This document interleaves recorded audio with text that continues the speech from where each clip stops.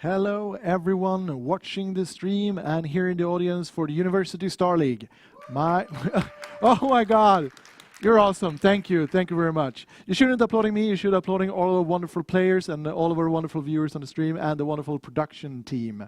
So those are the real heroes of this show. So you are probably excited for the next set, which is in the Gamma set, which is the more casual part of it. And we're going to see two players. It is Tysken and Hyllevask. And we actually have Hyllevask here with us. And if I'm not mistaken, we also have Tysken here on stage. Welcome up. On Skype. Here you go. Hi. Hold it close to your mouth, like you're going to eat it. Tysken, are you with us as well? Yes, I am. Can you hear me? Yes, we can hear you very well.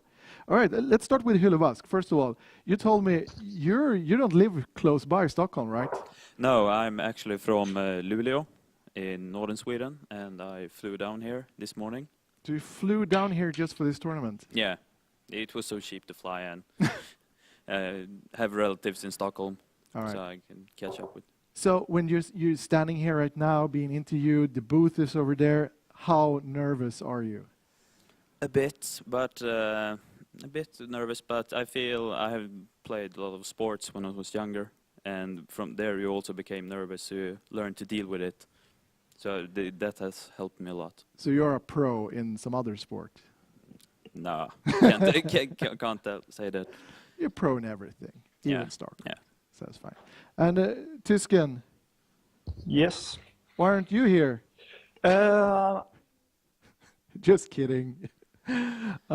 It's fine. How are you at your place? Are you home? Hello? He disappeared. Well, let's go to you, Hyllevask again.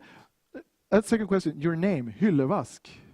Yes, that is actually a friend of mine made it up when he was like 11 years old. We were trying to find a name for play Diablo 2 online, but all names were taken, so he just made up Hyllevask.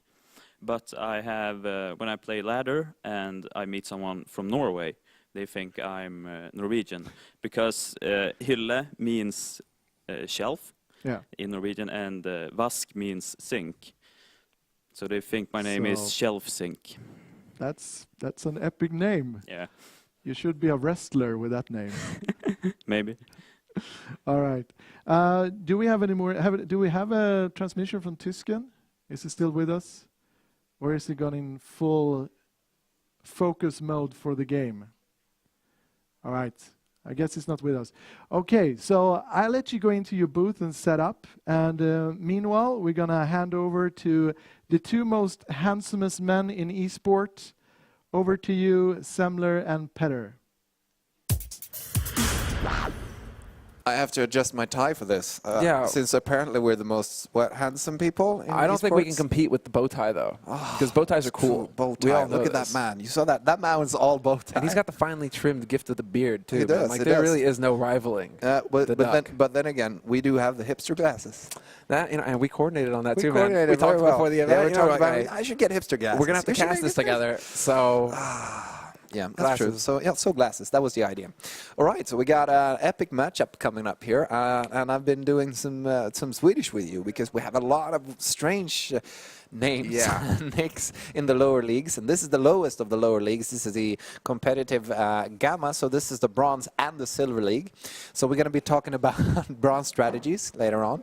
Very in-depth as well, seeing as how we're both very well placed to speak about bronze strategies. Exactly, we are actually, which is unfortunate. But then again, hey, takes one to know one. Exactly right. I don't know. Anyway, so we passed players like Rakvatten, which is one of the epicest nicks I've ever heard. And you translated, it'll be what did we say? Aftershave. Aftershave. Yeah, right. And in English, it sounds vaguely posh, at least.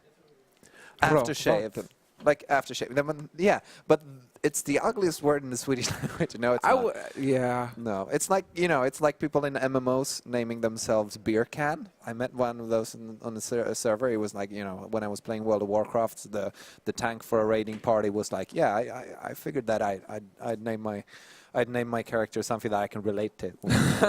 And he can relate to that. He can relate to beer cans, apparently. So, yeah. with that, we're moving into an epic matchup with Tysken, which means... We talked right, the about this. German. Yes, the German. Les See, Allemands. I'm trying to... great. So you're going to love this guy, right? Oh, he even looks like it. Look at this guy. Look at this guy. He's got a bow tie too, though. Johan Öhman, he looks very German. No, this is Hyllevask right here. Oh, wait. He looks... Well, now that I take a look at that, he looks very Norwegian. Yeah, he does actually. It makes kind of sense. But we have to talk about his name first. We have to talk about his name. Hyllevask is actually Norwegian for what? Kitchen sink? Kitchen sink. So, we have a German fighting a kitchen sink. You know what I know? You know what's going on? No? The Germans, they're going to come and take everything and the kitchen sink. That's true. That's probably... That's I mean, that might be what's going to happen here. We have a Zerg player, Yeah. and he's going, and he has no fun facts because kitchen sinks are very boring. No They're fun just facts kind of there whatsoever. in the kitchen, and they get clogged up, and you get annoyed, and you have to like go and dig in them, and trying to unclog things. Yeah. Kitchen sinks, man. They Kitchen are, sinks, that's where it's at. yeah, Talking about fun clearly. facts about Hyllevask, I'm actually trying to dig up some fun facts here. Let's start off with, he has a master's MSc, what's that? Master What does that Science? mean? Master Scientist. He's a master scientist. Master scientist. He's a silver StarCraft player, but he's a master scientist. I would And think then it'd be cool if he was isn't like a that master everything alchemist. that matters? Isn't that all that matters, really? No, but he's in engineering, physics, and electrical engineering. So this guy is... he owns He sounds us, like man. a kitchen sink to me. Yeah, it sounds like a kitchen sink. What? I don't. What are you? You're making no sense. Out! Get out! Oh, I'm gonna trash Don't this break one. it. Don't break worry. things, Don't Pat. worry. I'm not trashing. Wait. What else Yeah. we got? What else Yeah, we got here? he We got favorite unit is the Mutalisks, Mutalisk. Yes, again. of course. And then least favorite unit, the Mule. That's hard to predict. We never heard about that one. Yeah. Dota 2, favorite game outside of StarCraft 2. I can respect that. I can respect that as well. Dota 2, because the reason why he says Dota 2 is it's fun to play with friends. It's and that's true. true. That's That's the only true. reason. That's the That's only way true. I got into LoL, and it's the only Yeah. play I play Yeah. Dota. It's And like play with friends. Yeah, we have a small StarCraft clan on the side, and we try to play 3v3s and 4v4s. But it's not the same as real multiplayer games in that No, sense. No. Dota is king. Well, yeah, I play League of Legends. Well, I'm kind of biased. I mean, I live with a bunch of Dota people, so You do, so you have to can't say really that. say that, can I? They're like watching the stream, going, Yeah. Will he Well, get beer tonight or I not? just see Trance, sharpening his knife, and he's like, "All right, Sam, what That's are you true. gonna say?" Huh? Yeah, he likes sushi. Favorite food. That's nice. I don't like sushi, but then again, Dude, sushi's amazing. What are I'm you not a talking kitchen about? sink. Yeah. But you're like Scandinavian. You're supposed to love fish. Fisk is what it's all Yeah, about. I'm actually, and here's the dealio. I'm from, see, I use English very well. I adapt to the Yeah, I language. can tell, man. Yeah, I haven't heard that since the 90s, but okay, go ahead. Thank you. Don't worry, ma'am, I'm from the 90s. I'm here to save music. Here's the dealio, yo. Let's get into it. Yeah, no, but I'm from Finland, actually. You're like, oh. Yeah, this explains a lot. It does, actually, and you're French. Thank you. I just wanted to get that out there. Explains a lot as well. Now, I'm from a Swedish-speaking part of Finland, Åland, which is right in between. And I come from the archipelago, as it's nicely called in English, which is just the islands. And where I come from is an island of 300 people, and it's as far south you can get in Finland, really. Really? And it's an epic island, and I've been eating fish for like 3 or 4 days a week for you all don't my like life. sushi? So I love fish. But no, sushi is, when I moved to Sweden and I got a girlfriend, let me get to the point here. Okay. No, go ahead. I Please, I'll be patient. got a girlfriend. Stop it, dude. I moved to Sweden and I got a girlfriend, and she made fish. And I was like, oh, this is good. She's like, what, you don't like fish? I'm like, yeah, I do like fish, but this isn't fish. You brought this home from the freezer at your local store. It's no longer fish.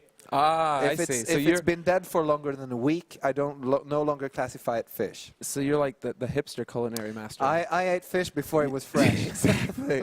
No, You're the guy who has to dive into the ocean to catch a fish in his mouth to be able to really enjoy the freshness of the fish. the unspoiled freshness of nature.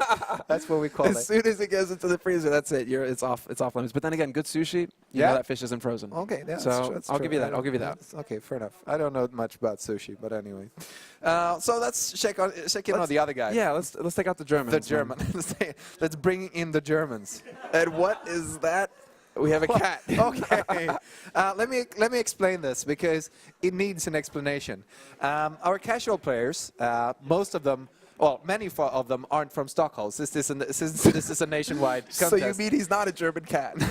No, I'm actually saying he might be a German cat. We don't know. For all I know, I haven't met this person. So he could be a German cat, but we don't know. And the whole idea was that for the competitive tomorrow tournament, everyone is going to join us here in Stockholm. So no matter where in Sweden they live, they had to come here for the actual tournament. But for the casual one, we didn't expect bronze players to pay a lot of money to go down here and play, but I still wanted to give them the possibility. So we call them on Skype whenever possible, in front of the matches, talking about them, and let them still be casted and so forth. We want to give everyone the same treatment. But since all of the other people come here, we could take pictures of them. For the others, the casual players, we decided we don't take pictures of them. We let them send a picture, and in the email we wrote, if you don't send us in a picture, we'll just post pictures of kittens.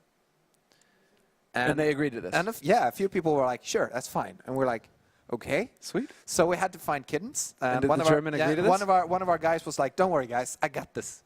I'll find you kittens. And he went away, and we're like, oh, perfect. He'll just download some, random kitten photos. But no, it turned out he tried to link all the kitten pictures to the players' handles.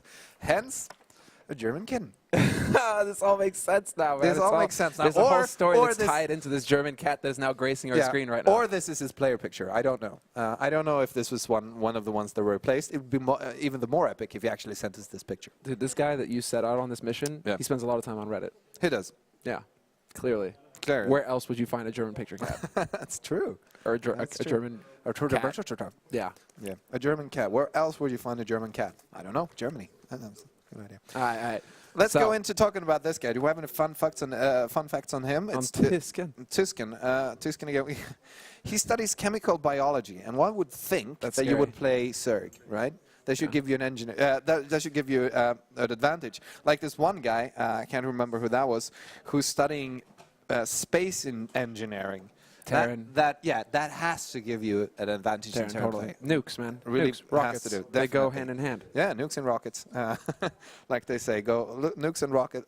Nukes and rockets are like pants and pockets. See what I did there? I'm never going to do that again. Anyway. You're a poet and you didn't know it. That's old as sin. Dude, yeah, keep going. Let's stop that. Okay, so the favorite StarCraft unit of his choice is the High Templar, and the least favorite StarCraft unit is the Swarm Host. We've never seen that Big surprise there.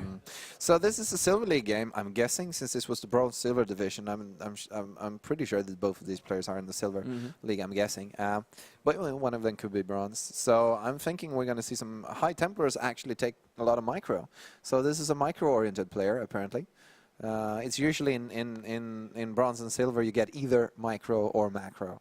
It's like StarCraft 1. This sounds like a very wise Silver player to me. He understands that storms are extremely powerful. They are extremely powerful. And he wants to build off of that. Yeah, especially against other players in the lower leagues who don't micro.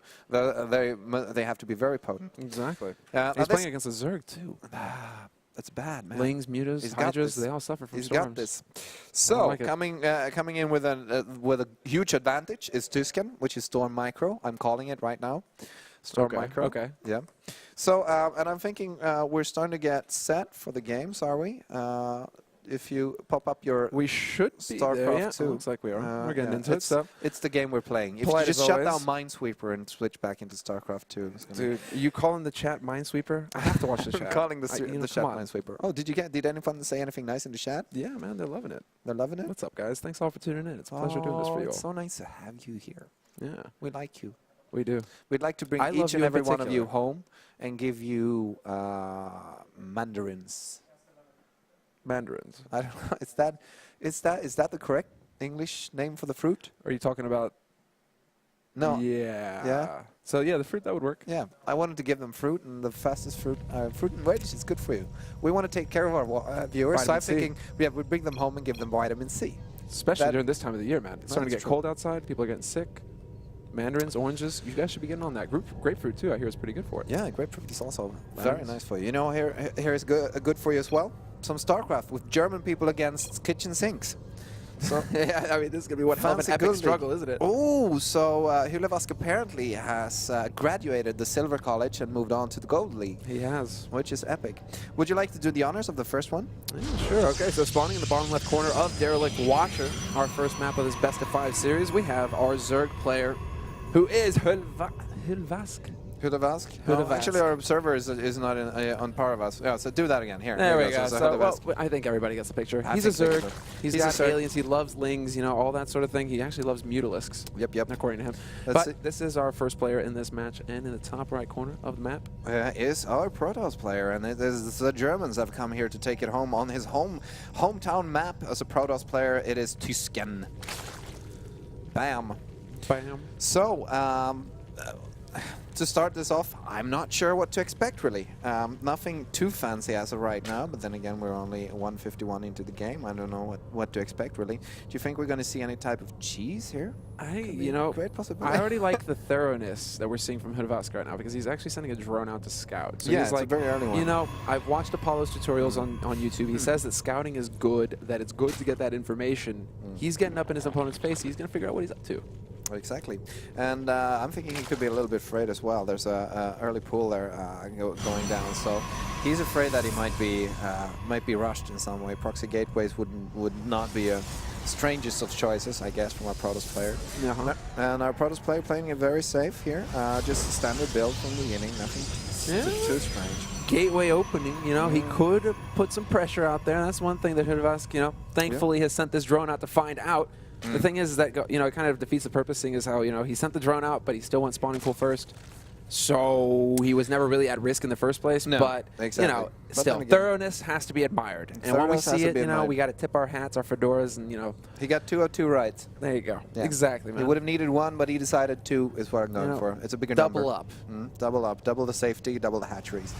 No, not really. Where's this guy going to go now? I mean, he kind of got this drone on patrol right now, too. He's like, okay, I absolutely want to get as much information as I possibly can out of this drone. I want to reiterate this information as many times as possible. Yeah, and the problem is that he's actually going to miss out on the fact that, hey, by the way, he took a natural expansion. Yeah, no scouting from the Protoss player. It but he's seems got the very award. safe to this. Yeah, it feels like this is a very safe opening. And of course, with the mothership core, the addition of the mothership core in the expansion, then the expansion is a very safe thing to take off of only 1 gateway.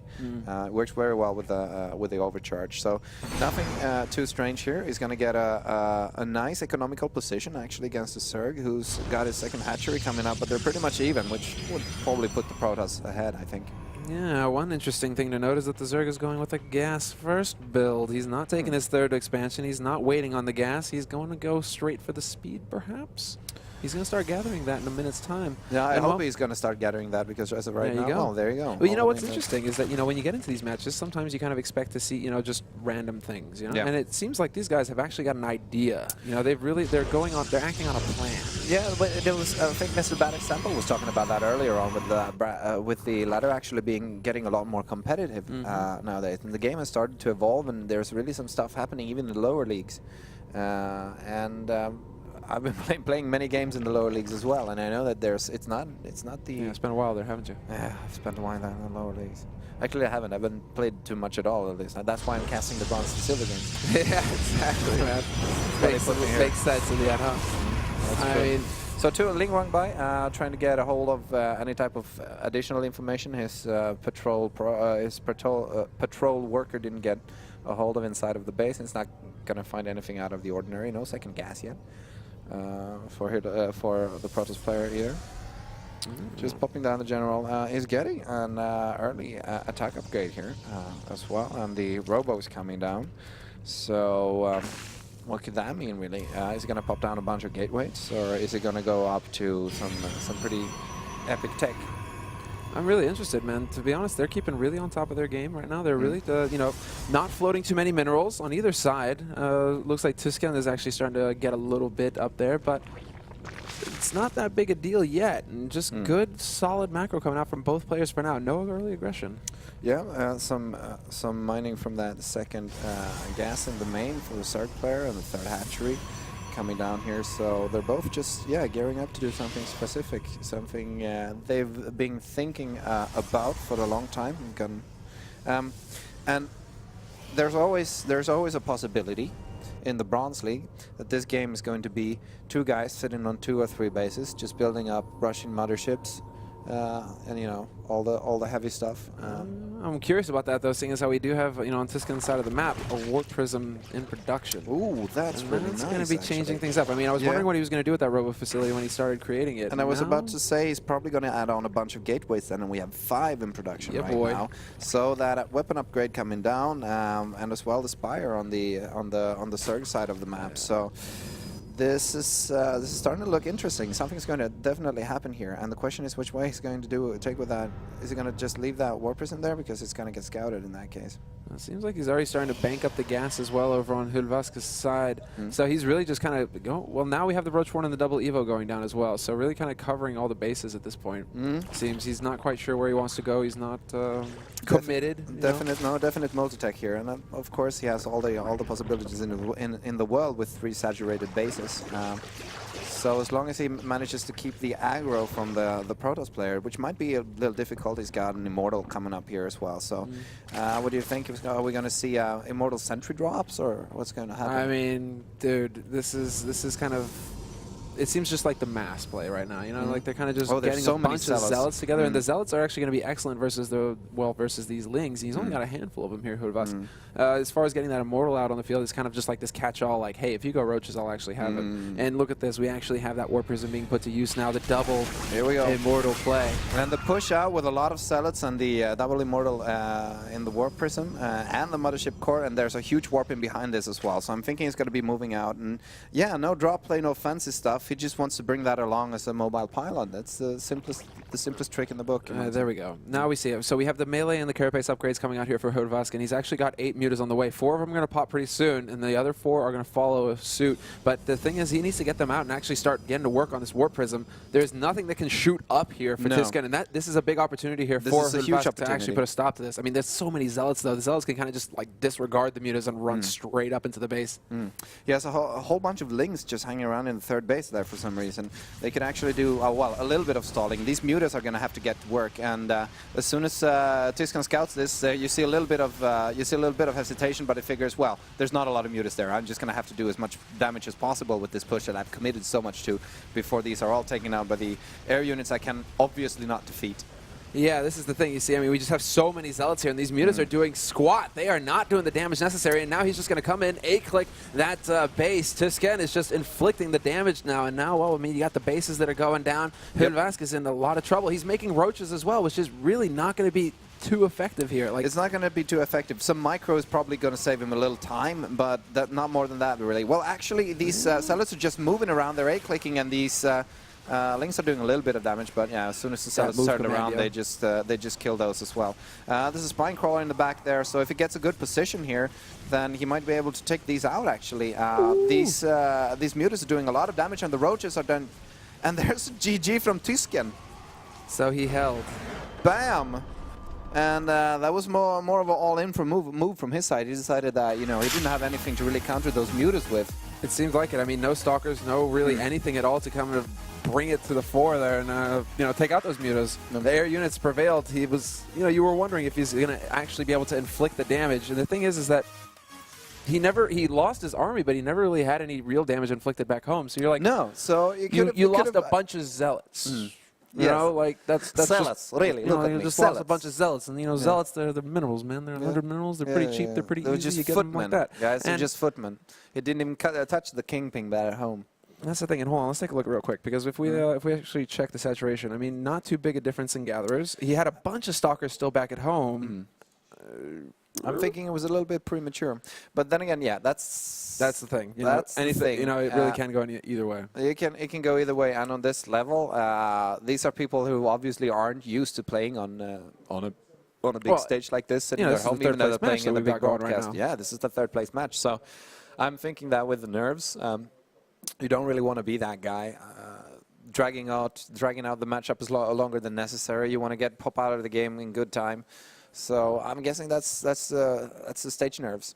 Yeah, perhaps. You know, he's just like, well, crap. You know, I went for this killing blow. It didn't exactly work. You know, he managed to get his guard up in time. Yeah. Deflect it. The effective. I don't want to drag out the embarrassment. Or it could just be the whole point of, well, this didn't work. Obviously, it didn't work. I don't have any good way of actually transitioning out of this. So without exhausting myself and trying to figure a way out of this, I'll just count on the next game. That's a possibility. That's the other thing. And, yeah. Well, there's a variety of things to look into as well. I mean, he killed the natural base, you know, so he's like, okay, I killed the base. He's going to be on two base to two base. It's just, it really does seem like perhaps first game nerves. First game nerves. He'll get out of it. You know, He'll we'll get see out of what it, he's yeah. got coming He'll to us. stabilize up. What do you think of He'll Whirlwind? rush those carriers. I mean, Whirlwind. That's a big map, too. That's a Like, big we map could have right a there. very slow-paced game We going could up have next. a hugely slow-paced game on this map, or actually one of these players deciding that this is a slow-paced map. Let's switch it up. You never know. I want to see it, man. Yeah, you never know, because on this level, these kind of mind games actually work. That's the deal. These kind of strange, twisted mind games where you go like, yeah, he's expecting this, so I'm going to do something that actually doesn't work because he's not expecting that, and it would work. You know, that's the thing. Yeah. He has seen that he has a tendency to go gateway first, though, so that could be a little bit tricky. But I'm curious, you know, is that going to be picked up on, or are they just going to commit? You know, Nexus first. You know, it's Whirlwind after all, and they could be thinking, well, you know, my opponent's probably not going to do anything very aggressive right now. So it could be a double Nexus, triple extra hatchery. I'm down. I want triple hatchery before pool. Triple hatchery. Let's roll. Yeah, so we have, I guess, quite quickly. Well, yeah, we're getting right into the second game. So, guys, the second map is going to be on Whirlwind, and it looks like Hyllevask. You know, it's like 1-0. This guy. The kitchen sink. The sink fights back. The kitchen sink. He's got this. Who thought he could sink the Germans? And he's actually doing that right now. He's actually, you know, he's in the Germans. process. Yes. Have you seen the commercial with the German like Coast Guard dude sitting on the radio transmitter, and he gets this emergency signal with someone going, help, help, we're sinking. He's like, oh, what are you thinking about? It's so funny, and I actually think it had a nice connection to this game right here with the sink and the German. And yeah, so I should have started that with, have you ever heard the story about the sink and the German? I should have, but I didn't. Well, speaking of the German, we're Yes. just going to hop right into this, man, because at this point, it's all over the place. Spawning in the top left corner of the map, we have our Protoss player, the German. He is going to be. Oh, I'd like to hear the Swedish word there. Come on, you can do this. Let's see it. There, here. His actual name, not the German. Tysken. Tysken, yeah. He's Tysken. Pretty good. And actually on the other top side, the top right, we have his Zerg opponent, and that's going to be the Norwegian Sink Hyllevask. Hyllevask. Hyllevask? I don't know. I mean, the thing is There's that no way of pronouncing this correctly. Hyllevask. I mean, I'd probably be like Hyllevask, you know? Yeah, because if there's someone Norwegian listening to this, I probably sound like you trying to pronounce Tysken. Exactly right. But then again, you know, you can't really get that accent down, can you? No, you can't. I mean, you have to sound like you're singing a song or something. Ja, det är det. Hyllevaskene Hyllevask? har spelat Zerg uppe i högra hörnet. No, I can't go there, man. No, let's not fight that one. There we go, the hold pylon. on. Yeah, the pylon's on the low ground, though. Bam. And this could be like a forge opening. He could be going for like the forge opening, maybe see some cannon Russian play? Could we see some cannon play here? And yeah, on the other side, we have that hatchery going down. So if he throws down a forge here, no, this never could mind. end badly. No? It's going to be the Nexus first, so they're going hatch first and Nexus first. Okay, there you go. Yeah, gathering up the minerals. So 400 up there. He could have had, well, he did have a window there to throw down a forge and start scouting, but if he scouted the wrong direction, then that wouldn't have helped anay. True, it is a bit luck of the draw, isn't it? It is. So in that case, I'm thinking you probably did the right decision in that sense, just throwing down that Nexus. Here's So really greedy, another in fact. pylon here. He's going super greedy. But then again, you know, in general, you can talk about had an analogy here a while ago about bronze bills being the exact same bills as diamond bills. They just take twice the time. Right? So in that case, he could very well throw down another pylon and hope for that his opponent isn't doing anything too tight and aggressive in that sense. Well, that really And is there's the a impression. forge, there's a forge in the first gateway going down there, and with that wall off, I think he should be absolutely fine because there's nothing even remotely aggressive coming out of our Zerg player. No, in fact, he's not going for the gas this time around. It looks like he's just going to be setting up straight up for that third base. So that third hatch should be going down pretty soon here. He's got the drone heading over to that position. Yep. 2 queens popping out here, so he's going to have his macro A+ level very soon. He's waiting for those minerals. And the third player has found our Protoss friend's base, but Tysken, on the other hand, doesn't like scouting. He didn't scout last game, and he's not scouting this one either. No, he's focused on just, you know, more probes, more minerals, and just, you know, probes getting and pylons, getting that infrastructure up and running, man. That's what brings you them dollar billios. Damn straight, yo. And he's getting the gas as well now. He's got his second gas up in that main base. And that's a whole like 5, 6, 7 probes, and then he moved a bunch of them away. So down to 3, standard number. Doesn't want to mind game his opponent by, you know, the standard 23 probes on gas. I like how we have this like ninja drone over here. Yeah, I see that. He's hiding under that arc of sorts. It's really ninja drone. It's like if I don't move, they won't see me. Ancient Asian ninja drone. All right. So. What do we think here? It's pretty much standard ZVP, isn't it? Nothing's going to happen for like another couple minutes. So if you just hold this, I'm going to go grab a coffee. Yeah, you know, that's kind of the thing. You know, with the matchup, it's just become the standard. Stefano kind of started the whole thing, the whole ball rolling. But, yeah, that's Stefano. This is a. It's interesting enough though on the census, people going like, oh yeah, Stefano likes to play passive, and they decided that let's play a macro game against a guy who still has like 250 APM just building probes, you know, drones. Just microing all of those, cloning every goddamn mineral patch, and keeping that up.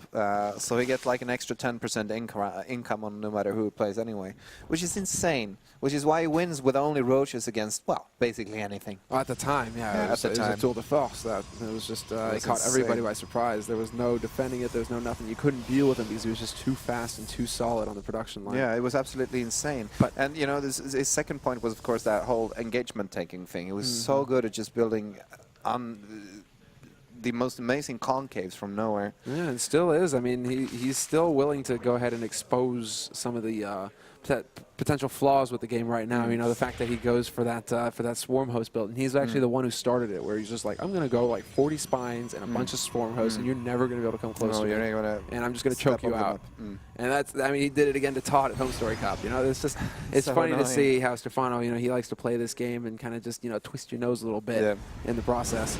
Exactly. So he scouted the building of the Stargate, but I'm not sure if he's... Oh, I'm getting something in a glass here. That's nice. Thank you very much. It's coffee. Oh, the coffee, my friend. The coffee. You want a coffee? Yes, please. You should grab a coffee. I said I wanted... I said that I would walk away and grab a coffee, but we have a production queue. I don't even have to leave. It's even like the head producer who walks over here to give you a cup of coffee. He doesn't send a drone or anything. He actually is going to come over here and give it to you. I have him wrapped around my finger. That's why. This guy. I love my head producer. B-man. Well, I mean, you keep him so well stocked with whiskey. I'm getting a massage and a coffee, and meanwhile he's building 7 overlords. We don't even care. I don't even care. I'm getting the massages, man. I'm surprised you can keep your eyes open at all at this point, man. I'm not. What, my eyes? You're looking like you're enjoying this way too much. I'm just listening. I just heard him building 7 overlords. That's what I did. All right, so he's got range upgrades going up here for the Zerg players, and Spore Crawler is coming down, and he knows that there's that stuff is flying in the air, and actually I think those Phoenixes were rallied past an Overlord hanging around. So he's setting up a small air defense. He's moving all these Overlords into position above the Spore Crawlers, which is of course a good decision. And he just keeps rolling those upgrades. He's decided as well that, hey, meanwhile, why don't I build just a crap ton of roaches and see what I can do with those? Yeah, and this is something that could potentially work. He could have a little bit of a window here to do some damage. In fact, you know, if he gets a good number of roaches together, the Phoenixes won't be able to lift them all. You know, that's kind of the idea behind this. No, what's the worker count at here? I think we got 52 versus 37. 37, actually, that's a little bit low here. So maybe rather than producing roaches. Yeah, what I wanted to say was that he really decided that he had a timing of sorts there. He just decided that he wants this to kick in before the Protoss player has transitioned or actually managed to build another army behind those Phoenixes, since Phoenixes really aren't that good. Yeah, you can see the investment in the active forces as well. Just so much money going into this army here. And for Hyllevask, it's really not doing anything right now. It's not really creating any opportunities or trying to punish his opponent. It's kind of just sitting. And it looks like now he is realizing this and he's starting to move about with them. it's the real question at this point is, can he actually inflict any damage to make them worthwhile? Yeah, that's a big question. I think that with all these sentries warping in on the Protoss side, it's going to be very hard to get some actual damage down there. Was he working on tunneling close? No, he didn't get that, did he? I'm not sure. I don't think he did. I don't think he did that. But he's really going to have to, as you said, do a lot of damage with these lings and these roaches, because he's gone so far behind. You can see and he's just trying to poke the ramp here, doing some damage, but actually those lings are taking most of the damage. He's just trying to get that forge down, and he get the forge down, but is there any way for him to get into base? And if he does get into the base, is it worthwhile? There's an immortal there. There's another. There's an immortal there, and I was going to say probably another in production, but there was nothing in production. But now he builds 22 workers. He decides that, I have to catch up. He's not overly worried about a counterattack, it seems like, so he's up to 50 workers against the 54 of Tysken. But then again, is Tysken really worth using all those? Oh, he's up to 72 now with those done. So he's at the magic number of Zerg workers, and he's going to use those that advantage to keep pumping out his army. He's got his Hydra-Risk going on. I'm guessing it's going to be Hydra-Risk Roach for a good while here. Yeah, it could very well be. I mean, yeah, exactly right. He's already got them in production as well as the speed. So it does look like Hydra Roach is going to be the name of the game here. He's got the upgrades as well going into this with the +1 to range and +1 to carapace.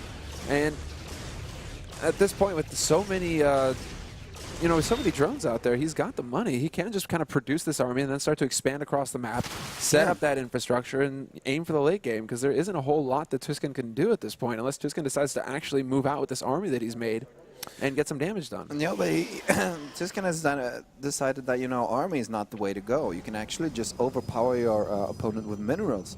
So it's up to 4K right now. That's right. 4,000 and 1,000 gas. That's true. And if you're playing Space like the drinking game, which is you drink every time someone passes a 1,000 mineral line or a 1,000 gas line, or when someone gets supply blocked, then that's probably what he done that. That's the people he's aiming for.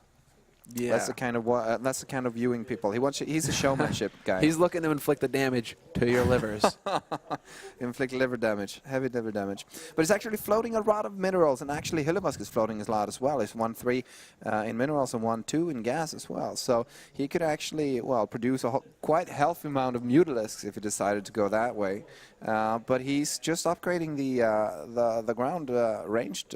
And he's popping out a whole bunch of Hydras and Roaches now. He's also got that infestation pit coming down. So if we see a little infestation pit micro and Roaches and Hydras, I'm thinking he could do quite well, because Tysken is really playing a bit too passive, I think. Have a look at this sneaky bugger. He knows that he's keeping eyes here. He knows that Hyllevask is actually looking at the 3rd and 4th locations, or at least is active on the map. So what does he do? He goes for the secret base. Throws this Nexus down in the bottom left corner of the map. There it is, the secret base. And at the same time, Hyllevask has decided that, I want a few bases of my own. It's not a secret. You would expect him to take that one. But then again, yeah, getting that 4th base up. I mean, you go to the infestation pit and you're like, okay, well, it's time to start, getting that 4th base, even a 5th base at this point, with how many minerals he's floating and the progression of his tech.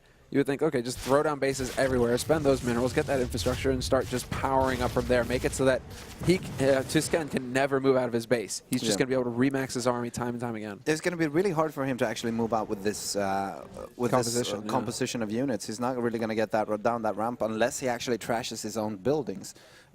Because, it depends on what Hyllevask is doing. If Hyllevask would to be camping the base of that ramp, it'd be a little tricky for him to actually get down there. Well, he could outrange with the Colossus, but then again, if you just move a little bit out of range, that Colossus won't be able to clear up the ramp good enough for you. And it's hard to move down as many dudes as possible at the same time. Now I'm just waiting at this point for the probe transfer. I'm waiting for him to send the probe train down, and then for Hyllevask to be in this happy position, like where he is now. Things are going to get pretty tricky. But here we go. Here we go. Here's the scout. Scout of the secret base. And he's like, hey, there's a base down here. Guys, get over. Yeah, that's a bit of a problem. Yes, and here's the train of blue coming down the map, and that base is not going to live for very long. The question is, he's going to use this to move out? Yeah, he is actually moving down the ramp, and I really think that he should take the opportunity to just push in and try to inflict as much damage as possible, while quite a substantial portion of the army is taking out his base in the bottom. And now, let's see. I mean, we're still waiting here on Tysken. He's kind of just moving about, and both of them are kind of dancing back and forth. He's doing the famous Colossus scout. You just send in one Colossus against the queen and try to inflict as much damage as possible. And it's Colossus goes back and tells the other guys, I was there alone and it didn't kill me, so it's safe. So it's safe. And he actually has to bring everybody there to kill that queen with like 10 HP left. So he's like, guys, you're beating up on me. Who was the last shot? It was the last shot. Shot on me. Come on, let's go. Free queen. All right, so left 2 pylons. They don't want to punish the guy for too much, because I mean it's a nice move to take that last. And it's actually moving up in Hyllevask. It's at 198 supply, and Tysken is 185 supply block with that one of the secret pylons killed out. So they're pretty much maxed, and here begin the dance, I think. Yeah, but the real problem here is that, okay, now finally we actually have Hyllevask. You know, he's starting to move up. He's actually gotten some higher tech units, and we get to see if he's going to be able to bring those to bear, because there's quite a bit of an army here for Tysken. And Tysken, he's getting to that point where, you know, so many Colossus, they're really going to start shredding this Roach Hydra composition. They're going to shred it to pieces, so he's going to really have to add on something to break those down in a way. He's got 5 Colossus on the field. It's just Roach Hydra, and that's not the best composition. I mean, if it does manage to land a few nice chain fungals, and he's going to be able to take down the rest of that army, and in that case the Colossus is not going to be a problem whatsoever, and actually can do if you manage to fungal them down and move the roaches in as well, you can do a lot of damage. So it's of course down to how he takes these compositions. But here we go. There's a warp in. He decided to do some warp prism damage, and actually the roaches and hydras are doing a counter attack into his natural. Meanwhile, trying to get out. These Celos are doing quite a lot of damage. Actually, they're taking out a whole bunch of units, a lot of workers, and they're trying to focus that hive. And meanwhile, there's a bunch of roaches and hydras getting up the ramp into the main army, and they're taking out the Colossus tech of Tysken. Yeah, this is a big deal, actually. The Colossus tech goes down. We still have quite a bit of supply for both. The problem is that Tysken is going to have to pull back his entire army to deal with this. In the meantime, it looks like the drop, or the warp in, rather, was cleaned up in the main base, and he is actually going to lose that warp prism as well. So not a lot paying off there for Tysken. Not sure, you know, he did manage to inflict that much damage. No, he did bring Hyllevask down to 57 workers, but that just puts him on an even level. And actually, Hyllevask has more than enough managed to establish the bank that would want to. If you take a look at it, he's up at 10,000 minerals right now. So 10,000 mineral drink. There we go. Cheers. Yeah, cheers to that. This is some coffee. This is getting pretty impressive. I mean, nearly 6K or 5.5. I don't think I've ever seen this much minerals in one bank, even in the pro games. Even the pros aren't good enough to get up to 10,000 minerals. Ghost user Lucifron. Yeah, that's still the game of games. Oh, and here's the epic engagement. Those he was A moving in the infestors, which usually doesn't do that much. So don't do that. And he took a pretty bad engagement, a lot of damage from on the roaches and hydras. Tysken, I think, could have gotten a little more out of that, but then again, Hyllevask behind of this is just maxed out. He's down. It took him 2,000 minerals, I think 3,000. He's down to 8,500 again. So he's doing quite fine. I'm thinking that the Tysken could have actually gotten a lot more damage out of that if he just pushed in there and established a position within the Zerg's bases. Exactly right. Keep that pressure rolling. I mean, you have these Colossus, you have the Immortals as well. You have the perfect composition to just completely tear through this army that Hyllevask has got going for him. Exactly. And now Hyllevask is going to go ahead and throw his weight around. He's going to get up here, and he could be in a position to snipe this third base. Looks like he wants to try and take the fight. No, he's going to run away. Nice force field is going to be blocking off a handful of units, but still, it's kind of just like the dance back and forth right now between these two guys. It's a dance. He could have done some damage there. And they're not friends, man. They're not friends. No, they don't like what they no. They're not my friends because if you don't dance, then you're not a friend of mine.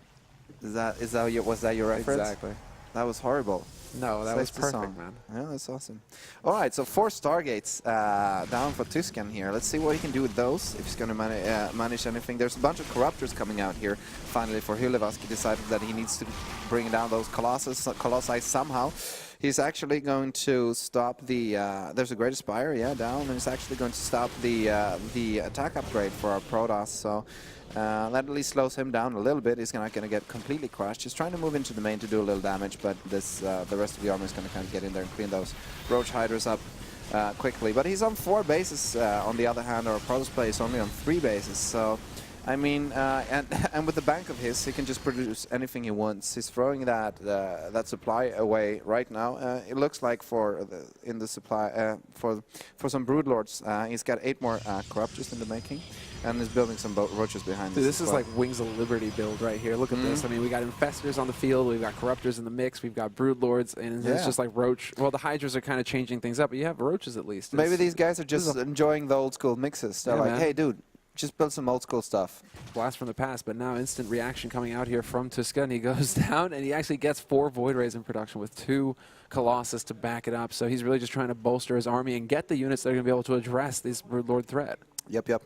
Now the question is, how's the spore coverage of our Zerg player? He's got 3 Dark Templars just chilling out here, briefing each other on the mission coming up, deciding that, guys, before we move out, we need to know what we're going to do. So I decided to take some time on that. And there's a crap ton of bases coming out, 4 to be exact, which is the definition of crap ton. And is there actually even an overseer in this army? No, there's a Dark Templar popping in there, deciding that, you know, oh, he's trying to chase that. Fungal. Yeah, he's trying to chase that with fungals, but it didn't. So he's probably going to pop down, morph in a few overseers to get to chase down that guy as well. He's leaving an infestor behind to scout. And here comes the...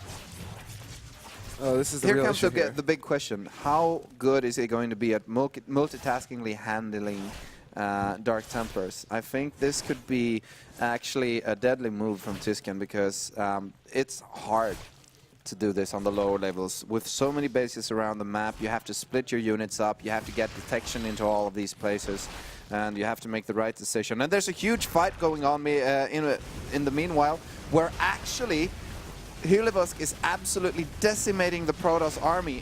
Those Corruptors really did their good, and the Fungal Growth really did their job as well, and it's just moving into the natural, and I really don't know what he's going to be doing with this.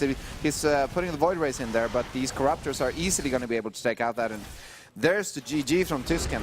There was the dance around the Rosie app leading up to the epic fight, and actually, the Zerg player had finally found his composition. He was allowed to get that perfect composition, man. Yep. It was a flashback to Wings of Liberty days. I mean, that was the Broodlords in the mix with the Infestors to back him, and, you know, there wasn't a whole lot that the Protoss player could do at that point. No. He was just stuck on 2 bases, 3 bases at the end, but he only had 1 mining base. So it's like, sure, he's got the bank, but he's eventually going to run out of that bank. And this was the classic. This was actually, classic example of the lower leagues. You don't scout enough. You're a little bit too afraid. You stay back. You hold back. You don't dare take new bases, and that's the big problem you usually do in the lower leagues. So if you could have just taken that army composition, which was a very healthy one, pushed in, like we talked about, into the middle of the Zerg bases, established a stronghold there, which he could have done. We've had so many force fields on these sentries. He had Colossus. He had Immortals. He had Stalkers to take out any possible air units that would have been popping at the time. So it could have just walked in there and having a huge Protoss death ball standing in the middle. It's a very scary thing, though, as Protoss, when you're going up against a Zerg player. know, That's the thing, because you see those roaches, and you know how valuable your units are, and you know how long it took you to produce those units, and you're sitting there in that base going, And they're well, so shiny. They're so shiny. Why am I going to step in on this goo? I know. It's amusing, you know, to hear the Zerg tiers, and, you know, it's something that a couple of the commentators were actually doing earlier on today, where they're like, oh, Protoss is so in, but I'm like, dude, you know how hard it is actually for Protoss to move out against a Zerg player who knows what's up and who's ready for him? It's like impossible. You're going to lose everything. What you do is you see your vision range opening up all above that creep, and you see a Zergling just passing by here and a Zergling passing by there. And you're just waiting for the moment when there's 1,000 Zerglings from every direction and things unburrowing and from then underneath you have to hit flying perfect stuff. force fields, or you're dead. You force field in panic. You force field yourself into a small ring, and you cry. You cry. The Protoss. And then towards the end there, it's just like Infestor, Broodlord, the whole mix. And it was just, you know, he did manage to get the Void Rays out. If he could have just taken a better fight, but the problem is that the Fungals there, they just completely stopped him from he could not move with his army. The DTs were great. They were doing the damage. There was no meaningful reaction coming out of just a bit too late. If he would have just produced those, if he just produced those a little earlier before the Zerg player had gotten up to his perfect composition, then those DTs obviously did the work that was necessary. They would have, you know, put him on his heels, but, you know, just taking that fight, the question is if it would have still prevailed, because the Zerg player still had many bases, and many bases. He dropped a lot of base. Yeah, he did. He did a Skrillex impression, and somehow it worked. Somehow it worked. Well, Skrillex made a lot of money, so I mean, successful. Yeah. Obviously, Skrillex is the way to drop base. Exactly, man. which is not the way to drop bass. And I know that because I'm from the archipelago and I've eaten a lot of fish. So that's not There's the way to bass drop up bass. in the archipelago? There's I thought bass was like a river fish. I don't even know. You know, you if catch there- bass no, with there's no bass there. You can but fly fish? I was just, You guys fly fish I in was Nor- just in doing Finland? the fish connection, and you're analyzing Are you it in on like a completely Finland? wrong You know, level like, here. you know, going like... Dude, fly we're fishing? casting Silver League games. Don't go into deep analysis on my bass analogy. That's not... Dude, it's like total... Okay. You counter-analyzed my finely it crafted joke. it was a very finely crafted joke. I'm sorry. it I was, apologize, actually. man. It won't happen again. You know, we'll let the Here's bass fly. another joke We'll with let the fish. bass fly. Here's another joke with fish. So there's 2 fish in the tank, and one of them goes, "Can you drive this thing?" Okay. You don't get that. No. 2 fish in the tank. Oh, who can drive things? Oh my God. You just unplugged yourself. I just pulled out. It was worth it. Thing. I got another one. All right, hit me. Okay, so there's 2 monkeys in the bathtub, Yeah. and one of them goes, and the other one goes, "Well, put some more cold water in then."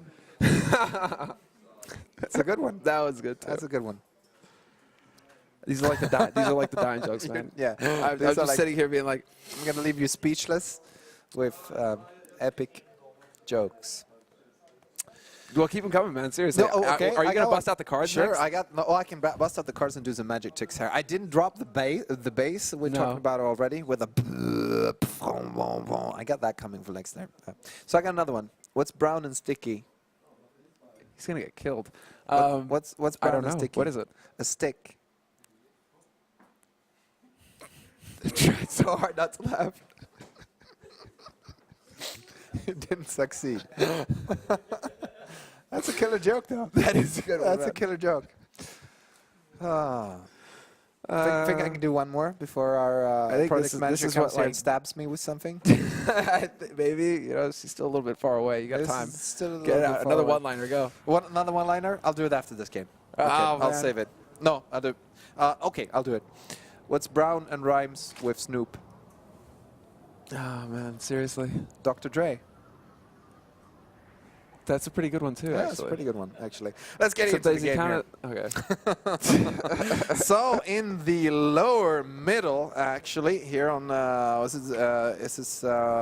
it called? Polar Knights? It looks like it. Yeah, it looks like it's a bit beautiful. map. Singular, but okay. I love. Let's get into that one. Let's just introduce the players. It's our Protoss player. It's a German himself, Tysken. Yes, and spawning in the top, well, I suppose middle of the map, we do have our Zerg player, known as Hyllevask, and who is actually ahead in this series 2-0 and on the brink of collecting his win in this best-of-5 series. 3rd place on the line. It's who is it? 3rd place on the line here. Yeah, So I third mean, this place. is a big deal, and there's a lot running on this. I There's mean, a lot. There's a it's lot. more bragging rights than anything, but still, it goes a long way. Yeah, it's a huge number difference. Actually, even 33% around between 3rd and 4th place. It's true. And Polar You Knights. can check. Yeah, I can check. You can.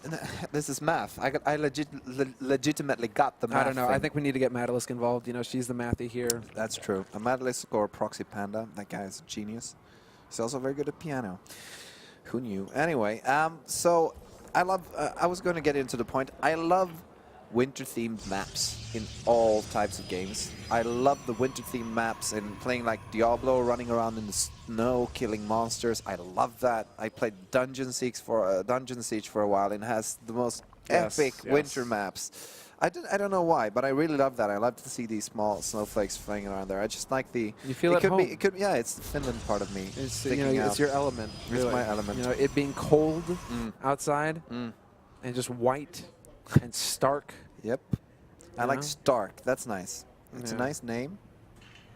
And it's a nice word. It's very, you know, there's very little mercy involved, and I think that's fitting. It's very little mercy. I like words with very little mercy involved in them.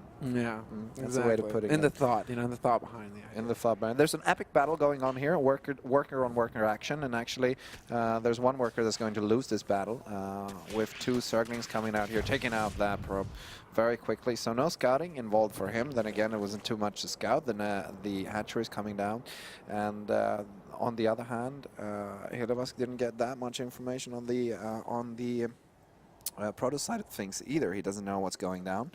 But there's nothing really too pimp going down. Warp gate research and a stalker coming out, and I'm not sure if he's going to be able to use.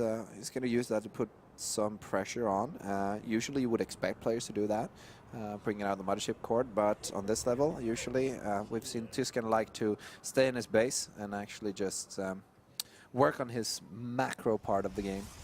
Yeah, it's whether he's going to be able to keep up with that this time around. I mean, the 2 Lings are going to get in there. The Overlord is going to get in there as well. He's already managed to snag 1 probe, so he's even the boards there. Past that point, I mean, leaving a little bit, and actually he's going to lose that. The Overlord. Yeah, he's going to lose that Overlord unless the Stalker turns around and does something. No, I think he's still going to lose that one. So that's going to put him a little bit behind. It's always annoying to lose that one, especially in the early game. Yeah, exactly. Then again, he's 2 games ahead. And short comment on Tysken: he scouted. He failed, but he scouted. That's nice. And this is exactly, you know, he's like, okay, are you going to like 9 pull me or something? I don't know. Let's get in there. Let's get some info and figure out what's what. Yeah. And so far, it seems like he's kind of just going with standard tried and true. That's very true. The Twilight Council coming down here, the link speed coming up here is nothing too fancy as of right now. There's a Roach War in there for any type of purposes. He decided that if he decides that I need to be able to build a lot of dudes to take care of any type of aggression, I'm thinking that he might need that Roach Warren in a while. It seems like this could be some sort of a Blink build going on 1 base. I don't know. This is something he could go towards. This, of course, there's the Blink research. There's 10 Lings coming out in 1 Roach, so I guess he's smelling something. Yeah, and it sure isn't fish. No, it isn't. I mean, we were seeing just a little bit of Tysken just kind of going with what's worked for him in the past, it seems. And he's going to be trying to get something done with that. So far, Hyllevask is kind of playing pretty carefully as well. So we'll see who comes out on top. Not a whole lot going on. Not the biggest party in the book. If I had a lot of one-liner, I'd draw that one. You might as well at this point, mate, because there's really there's a gathering of stalkers here. Yeah. Is it called a gathering? You know how is it a flock? Yeah, how groups of a murder of crows. Which one is it? It's like a drunkenness of like carpenters or something like that. It's very weird. It's like a trade name, and a bunch of them has a word connected to drunk people, and it's the weirdest one of them all, and I can't remember which one that is, but it's cool. And here's the stalkers coming in here, and they're going to be able to get a few pot shots off on these Lings. That timing. And there's no Blink yet, but then again, it doesn't look like he's actually needing it right now. 14 more Zerglings coming in here, and these Zerglings are to be able to do quite a lot of damage on these stalkers if they get out in time. The stalkers, though, have been inflicting a little this and that. They kill off 2 queens, and these Zerglings are actually coming out in split forces, which is not really what you want them to do. It's going to be able to inflict quite a lot of damage on those stalkers, and the workers are joining in here as well, and there's more Lings pumping out, and I'm not sure if this looks like a very good engagement from the Protoss side, but right now, actually, there's so many low stalkers, and if he manages to get one last round of Lings in there, he will be able to take the low stalkers out. In that case, I think it evened up the trade, since it's still only on 1 base. Could slow Snowball out of the way, but the problem is now he's kind of reached that critical point, and whether you can get enough Lings out to actually deal with this, he's still warping, and he's not missing a beat, in fact, Tysken. So really, well-executed aggression coming out from him. He's on the ball. He's going for the throat. I mean, he's taking out the natural, and now he can start working his way in. Yeah, very much so. And he's got Blink out as well. So he's actually trying to he's trying to take out the pylon here, which I don't really see the good idea as a good choice. He obviously has another proxy pylon right behind this, so throwing your Lings away without dealing damage to the stalkers is really not the thing you want to be doing right now. He's got a spine crawler up there, but that's really not going to help enough. There's a queen, with a lot of energy, so he could try to fuse that spine crawler as well. Oh, no, the timing. But oh my God, he's moving the spine crawler. Is he going to be able to burrow that? He's waiting for a few more units. And this is the regular mistake you're making as a lower league player. He's always saying, I'm just going to gather a few more units. I'm just going to get in a few more stalkers, and you're missing the actual window of the opportunity. And there's that spine crawler not getting transfused. The spine crawler is taken out, but he has a bunch of roaches here now. If he would just decide to attack with all of these head on, well, he's drawing all of his workers, and he might as well. It's the only good thing he can do there. Let's see about the focus firing of these stalkers here. If he managed to do enough damage, or if these roaches, he's microing these roaches around for some some interesting reason. And there's that epic blink micro from Tysken. I'm thinking this is the comeback, man. Yeah, I'm thinking this is pretty much the nail in the coffin, isn't it? I mean, he's eliminated the natural base. He's eliminated most of the gatherers on the main base. There's only a handful of roaches here for Hyllevask to make anything happen for himself. Everything riding on this engagement here. Tysken, if he loses these stalkers, well, it could very well be the end, although there isn't any bank here for Hyllevask to rely on to just get that drone count back up again and pump No, exactly. He was down to 9 minerals, which is really, really actually basically close to nothing, which is a hard problem. He's down to 7 worker to the 22 of Tysken. So the big key problem here is as well he really lost that second base. He's moving out, losing a few more roaches, and the blink in from these stalkers are going to take out the last roaches. And that epic blink micro. I was talking about micro and macro players, and Tysken, as we've seen in the previous games, obviously isn't the macro player of choice. So he decided, why don't I just poon this noob with my epic micro? And there's the GG from Hyllevask and the comeback from Tysken, bring it up to 1-2.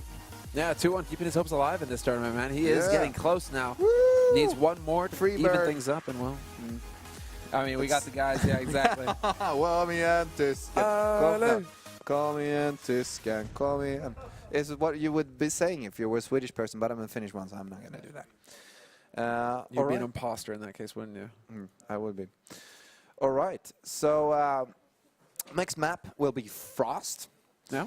Let's see what they got going on that one. Another one. I like these cold-themed maps. It's my whole dealio. Yeah, man, you were all about it. I mean, you're going to feel right at home in here. Now we need like more one-liners. We need more jokes. We need more one. Don't you have any jokes? You just want me to bring everything to the table? You're one of those. Oh, you're one of those takers. There's givers and there's takers. I have jokes, but they're poorly translated and they're long.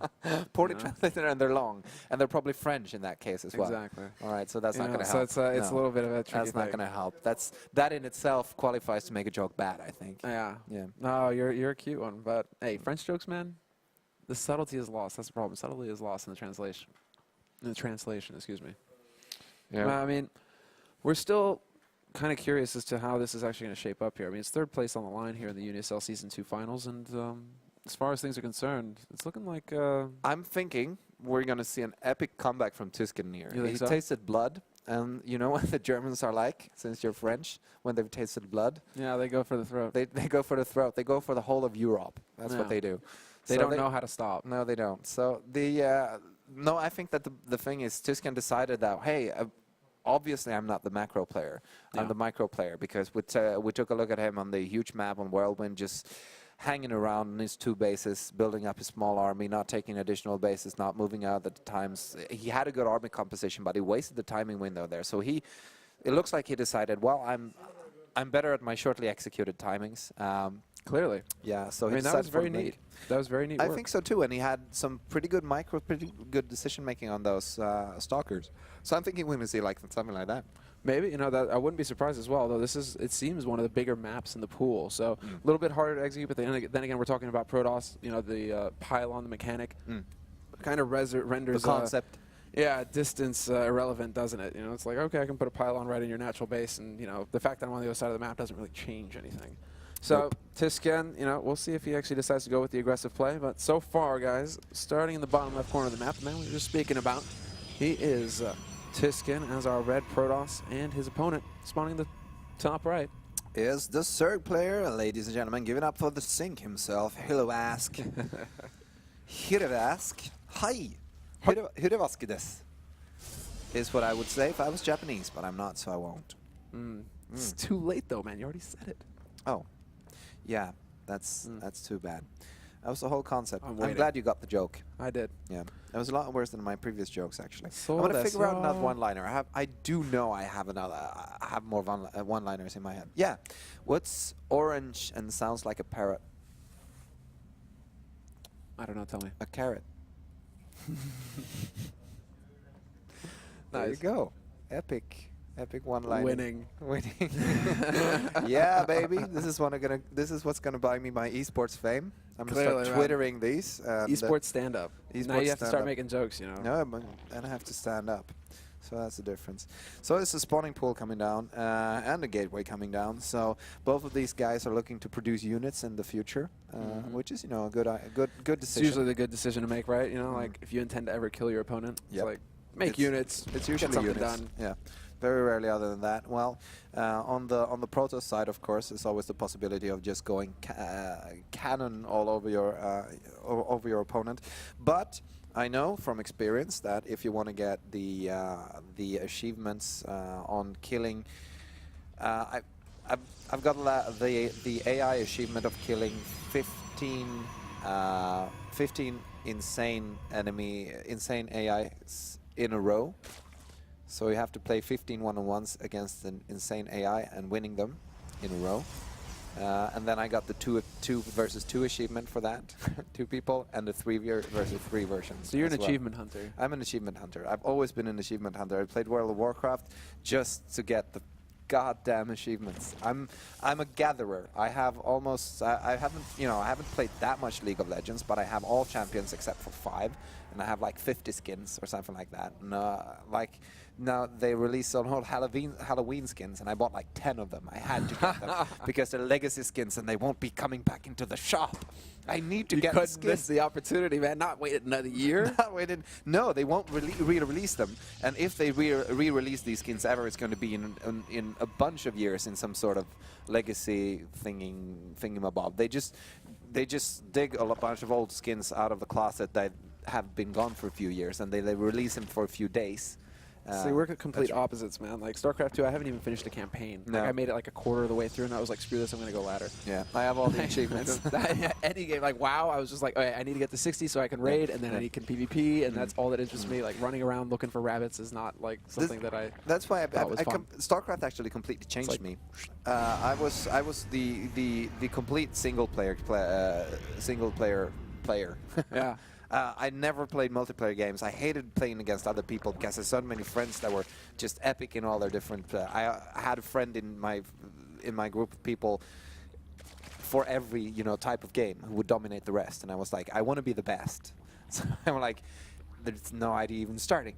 I just got annoyed by getting owned by these people. So I love playing the single-player games, and so I liked Final Fantasy Online a lot more than I did. But would you have been like one for Path of Exile or Diablo 2 or Diablo 3? Like those? Yeah, I like the single-player. Yeah. Again, single-player. I just liked driving all that through, and also I played. I did a lot of multiplayer, but I never did the fully optimized versions, with people trying to run for the maximized gear in the least amount of minutes and so forth. Let's see what's happening inside of the game. We have a Blinks research again. So as I was saying, and there's a proxy pylon coming down for Tysken. So as I was saying, he's probably just decided that, this is the way I'm going to win this matchup. Hyllevask obviously knows his macro stuff, so why don't I just throw in a bunch of Blink Stalkers and micro him down? And he's a little lower down in supply, but then again, that's because he's building up his tech to get. He's got the Mothership core out actually this time as well, and is bringing in his first Stalker, and he's going to start reinforcing that amount of Stalkers. He's got 3 more gateways going down. And on the Hyllevask side of stuff, what are we seeing on the Zerg side? We're seeing the production of army for now, it looks like. So they're getting into the mix of things here. Hyllevask, it looks like he's gearing up to put a little defense up, but he's not quite sure what's going on with Tysken, so it seems like a bit of a catch-all situation for him. He's perhaps expecting, Tysken to be on the ropes. Tysken, he can't really predict what he's going to go. Is he going to go for the aggressive? Is he going to go for the passive? But the thing is, he does know that he is 1 map away from being eliminated from this tournament. Hyllevask, 1 map away from securing that 3rd place spot. So he is kind of just like covering all the bases right now. He's covering all the bases, and I think that he has an slight idea of what's coming. He saw what happened in last game. He noticed that that's the only thing he could actually win him with. So in that sense, I'm thinking he's gearing up to meet exactly what he met last game, the Blink Stalker aggression, and he's building roaches to do that, and he's got a bunch of roaches out now. So let's see if Tysken's going to be able to do anything with this. Yeah, we'll see. I mean, it looks like Tysken, he's warping in units right now. He's trying to get those up and running. The problem is, he's sitting on quite a bit of a bank, but he's limited by his production facilities, and we have quite a few roaches out now with the +1 just about to wrap up. The speed as well. This is not going to work out this time around for Tysken. He can blink all he wants, but these roaches, they're going to be able to hunt them down, and well, Hyllevask, the problem is that the fight is happening away from the base. And Hyllevask is like, yeah, sure, okay, you can kill these units, it's all good. Yeah, You're no not problem. near my production, you're not near my hatcheries this time around, you can't kill my natural. No. It's all good. If I just keep this advantage, then it's fine. And he's fine with throwing away a bunch of roaches. And he's there's more roaches flooding in here. It's actually only 4 stalkers left here. Actually, Tysken should spend some time on gathering those roaches up and going in, engaging together. He's trying to, he's cleaning up these last stalkers and he's going to be moving, I guess, back to his own base because there's no real use in moving down the. Or actually, he's moving down, moving them down the map, and he's continuing the aggression. He's building a lot of roaches behind there. Actually, he's up to 31 over 22 workers, so why not? He has an advantage, and he knows that Tysken last game with this is a one base all in basically. Yeah, he's so he's. Whoa! Here we go. Awesome tournament made by you. Looking forward to next season. Well played, Hille. You're worth the victory in this match. GG. Thank you for... he even thanks for himself. This is That's GG. really cool. That was the most mannered one. Mannered ending we've had in University Star League, and we had Theovite last year playing against Madalisk, saying, "I present to you the winner of University Star League Season 1, Madalisk GG."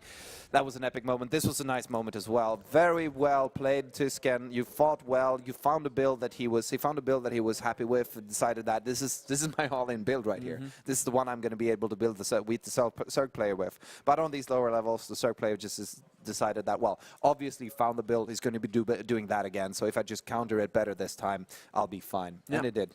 He did. He set it up perfectly. He catched him before he could get into the base, before he can do any damage, and that was just it. The nail in the coffin. 3 maps for his name, and he's getting the third place. You know? He's so getting the third place, and I mean, three's a magic number. there's 3 is a magic number. How much do you hate that? When I you actually call sing Swedish along people, now. you do that? I like calling people now because so many people have that ringtone that I just start singing along, and I'm like, oh, why'd you have to pick up? I have a friend, our regular sound technician who's not here. He's so angry at me.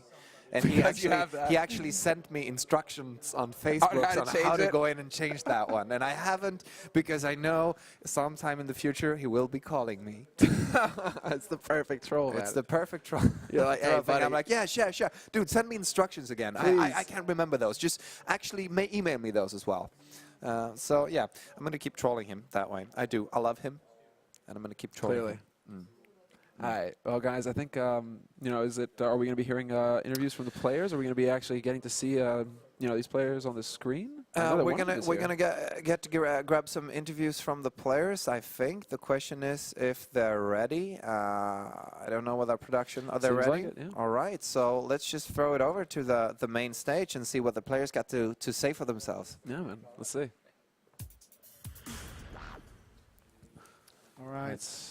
Welcome to the main stage, and I don't think anyone can actually hear me. He could hear what we were saying. Like 3 maps in a row there, reacting to what we were saying. Do you think so? Yeah. All right. Min mikrofon funkar inte, men... All right. I was like trying to be like, well, yeah, things could go one way or they could go the other, but it's just like, as I'm trying to give away as little information as possible. It could be a... All right, so we were still hearing Semmler, the guy speaking there in the background, and my microphone has flunked out, so let's grab another one. All right, Hyllevask, great playing. I love your style when it comes to Zerg. So it's really cool to see that kind of play in these kind of leagues. How did you feel when you sat in there playing the games? Well, to say I was a bit nervous, and I have this habit when I play and get into huge team fight that I hold my breath when the team fight starts. So I'm like sitting there holding my breath, and then I realize I have to breathe. Suddenly it's like, and then you get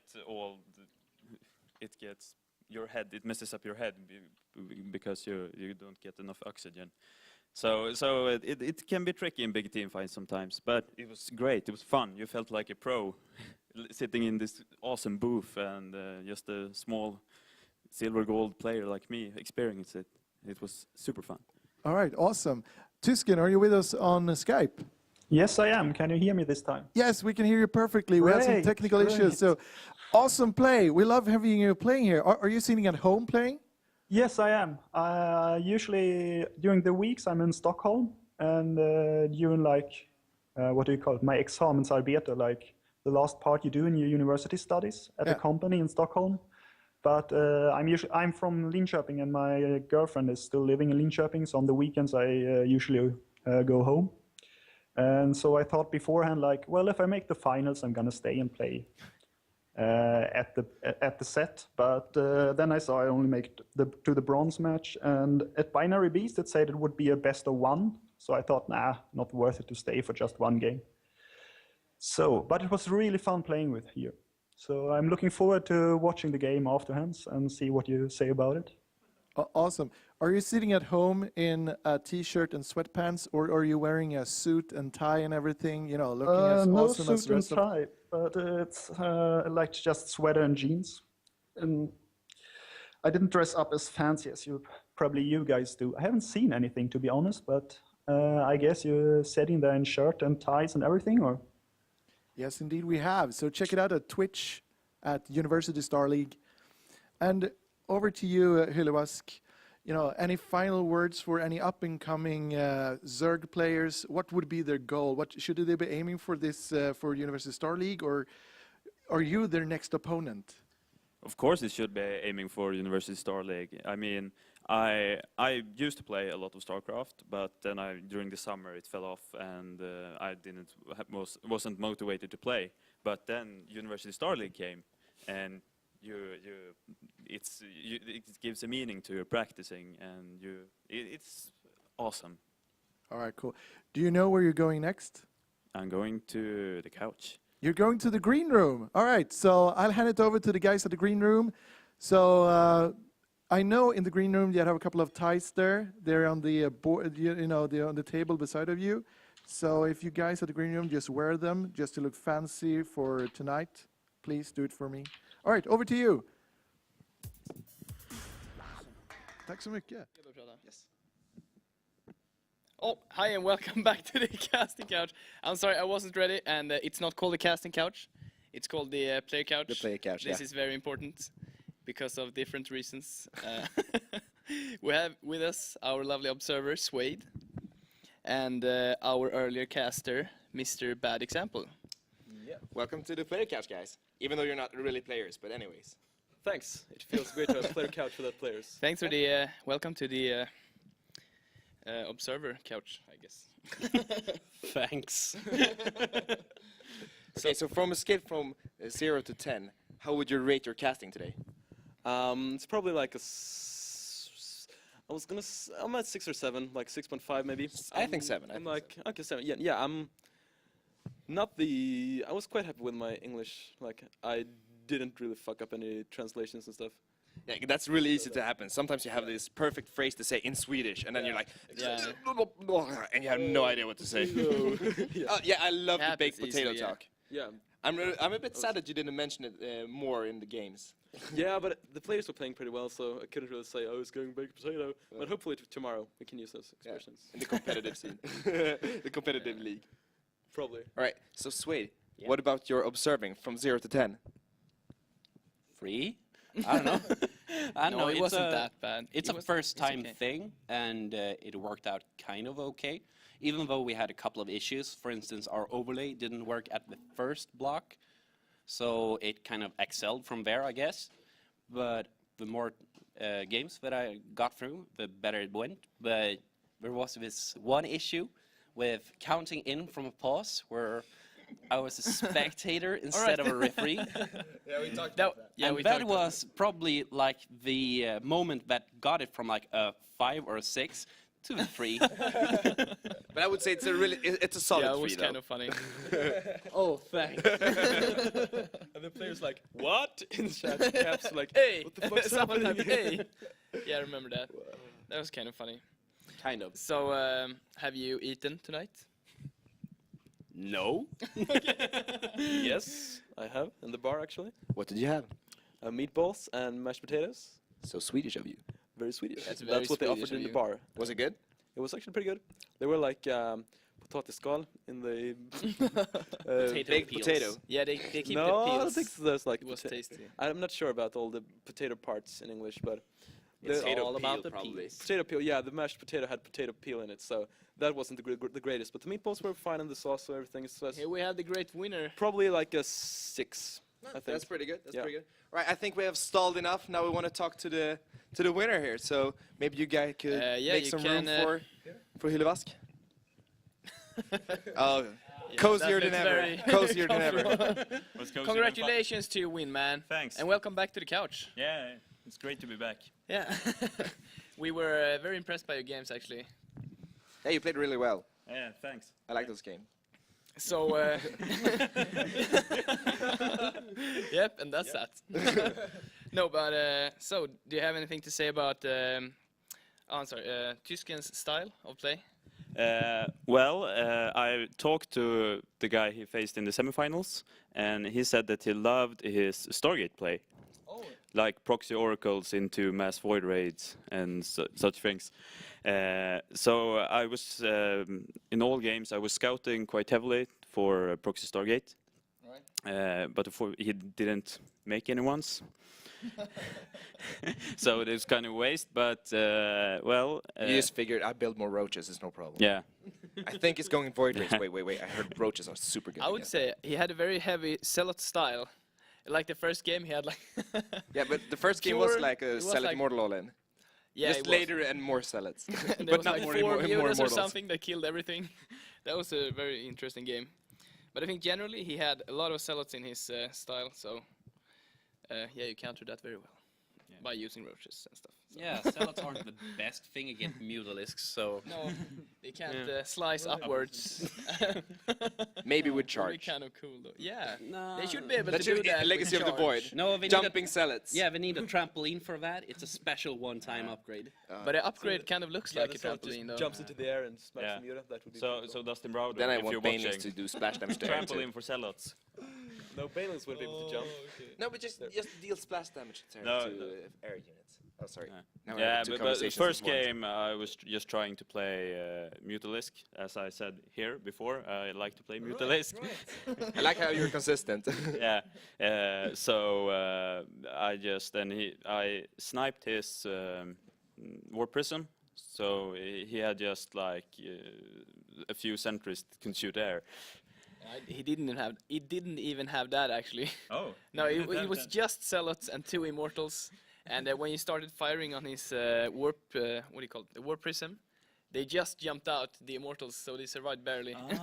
But then they died anyway, so it didn't really matter. And in game 2, which was on Whirlwind, you made like a Death Ball versus Death Ball kind of. Yeah, that was a cool macro game. That was a I like very that game. impressive game, I have to say, because I thought that Tysken was going to win that, because the Protoss Death Ball is kind of, like playing a Zerg Death Ball can be kind of hard. And but you did very well.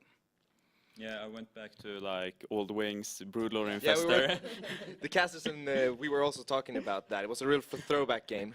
Yeah, so I think my game plan for that was like going Roach Hydra, which I did at first, and then just keep preventing him from taking a third. And he eventually took a ninja base down in the bottom left, which I fortunately scouted. So that was good for me. Yeah. Do you remember you had an engagement when I think both of you were maxed, and you had your infestors killed by Colossi when you was trying to fungal them, and your army actually melted pretty hard. Do you remember that engagement? It was at the kind of third. At his third. Exactly. Yeah, up the ramp. Was you were you nervous when you lost all your shit? A bit. I was a bit nervous, but yeah, I just saw. Wait! I had Infestor here a few minutes ago, and a few seconds ago, and then. But you know, roaches, they are good. It's pretty they're a good skill unit, to man. have. You're a damn good unit. So I'm guessing you were kind of caught by surprise in game 3, the Polar Knight, where he went for like a mass gateway 1-base Blinkstalker kind of style. Yeah, I mean, you almost held it back there for a while, like with your roaches pushing in, killing almost all the Blinkstalkers. So I thought you were going to hold it almost. But then we saw, like, on the worker tab, you had only 7 workers left. So I was like, yeah, he's not going to hold it. Yeah, I knew I was behind in that game, and then I misclicked them outside, and a lot of roaches got sniped when he warped in additional stalkers. Right. So that game, I suspected that he might do something cheesy, or so I was a bit careful, but not careful enough. And that's a smart thing to do. Like if you play a best of series, you need to mix it up. Because that's Yeah, you need to usually a mix in big some problem with cheeses. people who just play ladders. You only have one strategy against each race, and then you try to do it every game, and you get too easily read. So Right. And the last game was like he did the same thing, and you just countered it with roaches. So Yeah. The last game I was thinking I'm gonna do roach timing. So I went for +1 attack and just messed up roaches, and he also went for kind of all in, but my all in beat his all in. Sounds like a pretty good timing. yeah, it was an excellent timing. ghost timings. Goes the timings. Yeah. Anyways, well played and congratulations again. Thank you. And I'm guessing we'll be seeing a lot of you the next season. Yeah. Yeah. I've been promoted now. Yeah, you have. So Oh, you're gold. I'm gold league now. So I've That's been, fucking. So you'll be able to compete in a different league. yeah. What do you think your chances are? I don't know. I'm friends with Setain. Yeah, Marcus. Marcus.